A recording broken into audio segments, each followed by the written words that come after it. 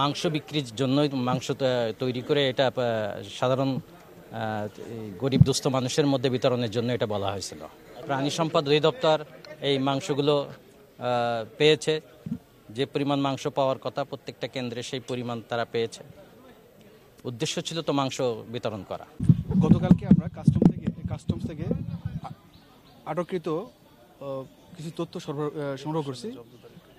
ওখানে আমেরিকা থেকে যে সকল গরুর মানে ব্রাহ্মা প্রজাতির গরুর যে একটা ইউনিক নাম্বার খোদাই করে প্রতিটা গরুর গায়ে লেখা আছে, ওই নাম্বার আর আজকে যেগুলো গরু আমরা পেয়েছি সাদেক এগ্রোতে, এই 6টা ষাঁড় এই নাম্বারে হুবহু মিল রয়েছে। আচ্ছা, এই গরুগুলো সাদিক এগ্রোর কাছে কিভাবে আসলো? এখন কি আপনারা নিশ্চিত হয়েছেন পুরো প্রসেসটা?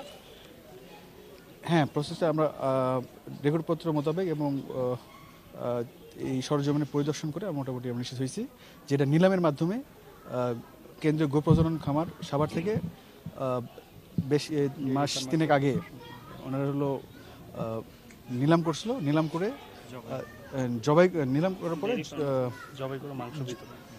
জবাই করে মাংস বিতরণের জন্য 3 মাস আগে দেওয়া হয়েছিল। সাদেক এগ্রো নিকট মানে ডেইরি ফার্মার্স অ্যাসোসিয়েশনকে দেওয়া হয়েছিল। হ্যাঁ, যেটি সাদিক এগ্রোর যে মালিক তিনি সেটির মনে হয় সভাপতি। হ্যাঁ, সাদিক এগ্রোর মালিক মোহাম্মদ ইমরান হোসেন, উনি এই অ্যাসোসিয়েশনের সভাপতি।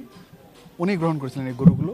গ্রহণ করার পরে এগুলো 3 মাস আগে জবাই করার কথা, কিন্তু জবাই না করে আজকে তার ফার্মে আমরা লাইভ পাইছি। আমরা নিজ জিম্মায় গ্রহণ করে আবার তাদের জিম্মায় প্রদান করতেছি। এক্ষেত্রে তারা আইনগতভাবে বাধা থাকবে।